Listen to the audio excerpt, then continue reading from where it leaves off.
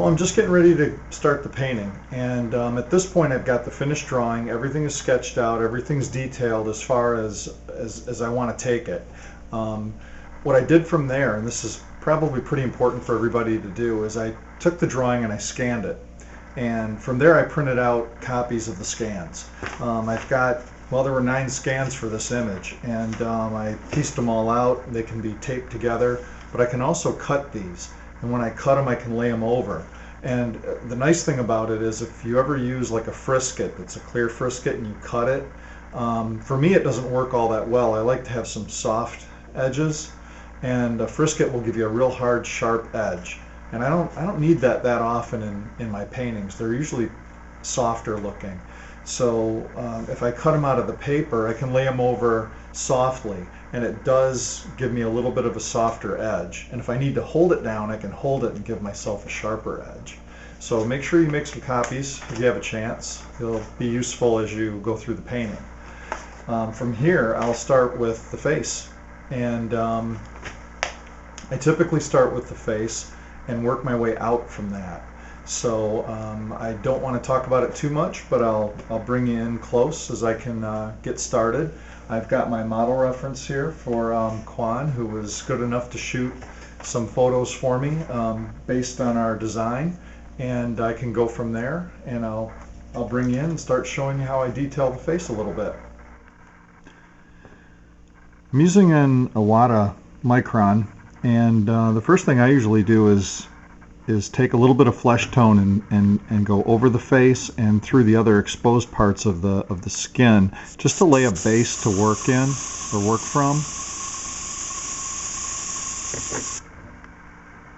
And I go real light too, and gradually go darker. I'm going to go over here to the shoulder too.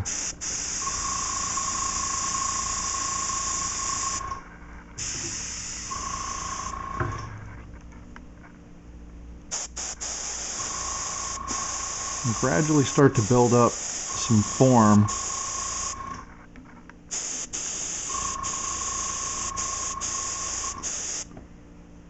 And don't go too fast, I just go real slow.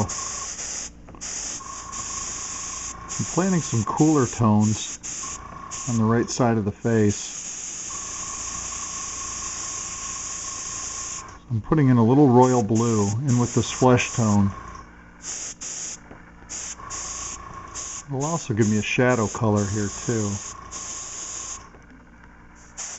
You can see how slow I'm going also.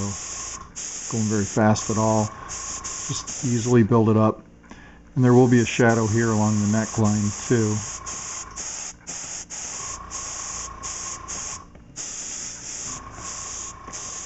And I'm not masking anything either. You know, the eyes, nothing is masked. I'm just going right over it. Those parts are going to be erased out later.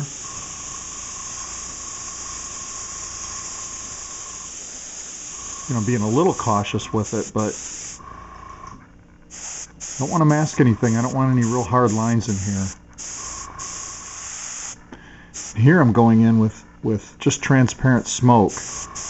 You got to be careful with that. It'll take on some of the color of the paint that you're using, but you don't want it to look dirty either. It has kind of an acidic look to it, you know, like a little bit of a yellowy brown. So you'd have to be careful with it, but it does bring up a nice shadow in the flesh tone. Here I'm starting to go with a little of ultramarine into the hair. And what that'll do is give me a base to work from, a base color for the hair, but I also need to see that base color, and I might need to put some of that into the face and into some of the reflected areas. You're going to get that radiant light coming in from all over, and it influences the other colors. So I just want to have it as a reference.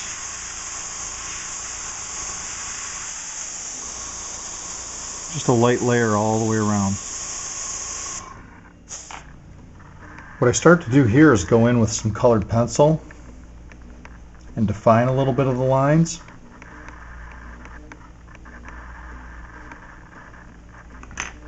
And then also erase too. So I'll erase a layer, bring those whites back out again. Then when I go back over them, they go a little bit darker. But it's this slow layer of build-up and repeat this process that starts to bring out the shape and form of the face. So I'll do a little bit more on this and then bring you back in and show you as I continue with the next step. Now I'm going in here and I'm just adding a little more orange into the skin tone. Oranges and purples. Those tend to liven things up a little bit once I have my base. So I'll have that base color and then add other colors to it as I see necessary.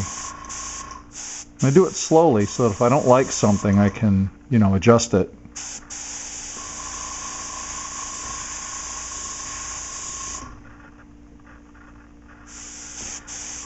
Take that same color and apply it over here into the shoulder too.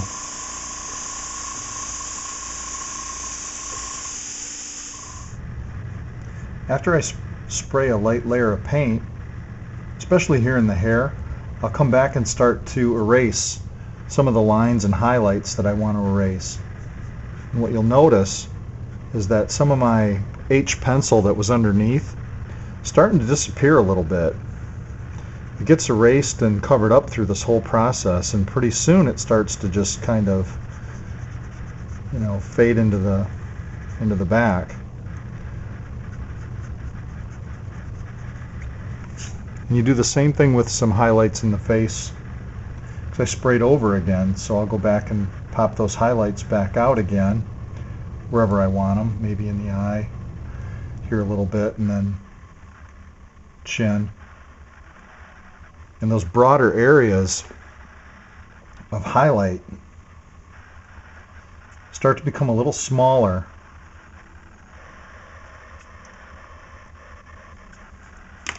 And use a variety of erasers too.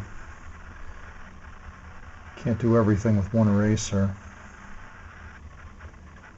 The transparent paint allows me to do this. I think if I'm working with opaques, I'm not going to be able to do this very well.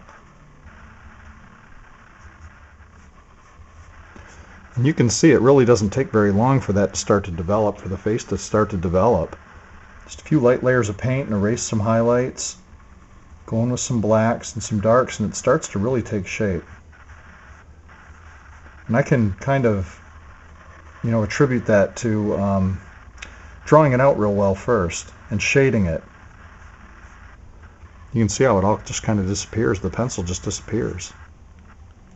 So I'm going to go in and start to darken this up a little bit. Go in and add another level of depth. And then I'll bring it back and show you where it's at. As I start to go into the hair a little bit and start to darken it up, I just use a handheld mask to kind of protect some of the areas I don't want painted. And I'm just following the form of the hair right around. That's why I drew these lines out. So I know the basic flow of where I want everything to go. There's a lot of different ways to do hair. For the way this is going, this is probably the way I think it needs to be.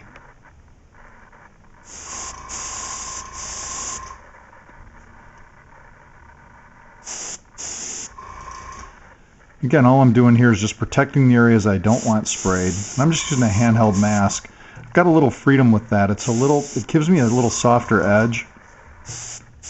And again, you just go slow. And what I will do is go back and use my erasers to pull up the highlights again.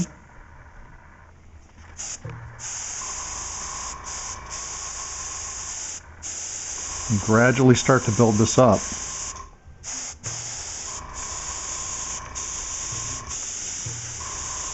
And the mixture I'm using here too, it's black. It's opaque black with just a little bit of purple. I think I used 2 drops of black and 1 drop of purple. because the black can be a little bit of a strange color going over this. It can have a little brown in it, and I don't want that. I want it to be purple. You can see what happens just with those pencil lines, the black colored pencil, and then going in with a little bit of color and black paint and using the mask to define a little bit of the flow of the hair. You can see how it starts to come right out. It really kind of paints itself. Well, I don't want to make it sound that easy. It's really not. It's a little bit more than that, but it really helps to have those guidelines there. And again, this is just the way I do it. You know, everybody does everything differently. Everybody's got their own methods. And I'm going a little bit darker into the hair at this point. The face, I've gone in with some regular paint and conventional brush, some acrylic paint.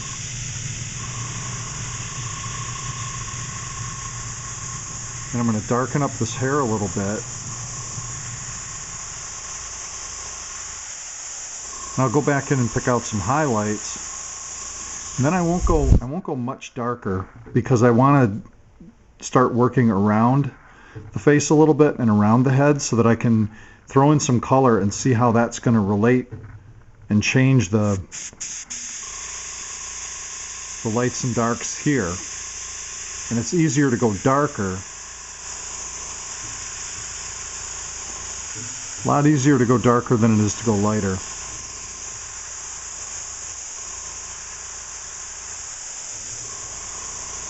I've gone in with colored pencil and added strands of hair and a regular brush to pull up some highlights and shadows in the eyes and lips. You know, you can use a little bit of colored pencil too, and that just helps control things, because this is pretty small. I mean, you can see the size of my hand, so this is fairly small. You could do it with an airbrush, but it's just easier to do it with regular brush and colored pencil. Just have a little more control. Well, from here I'll pretty much be finished with the basics of the face. I'll go in later and add some details, but for the most part it'll be finished as far as the way it's working right now. And I'll go in and I'll add some more color and some throw in some background color and see how that relates, you know, needs to be brought into the shadow areas and other parts of the face, since all that has to work together. So from here I'm going to probably start the next step in the next video.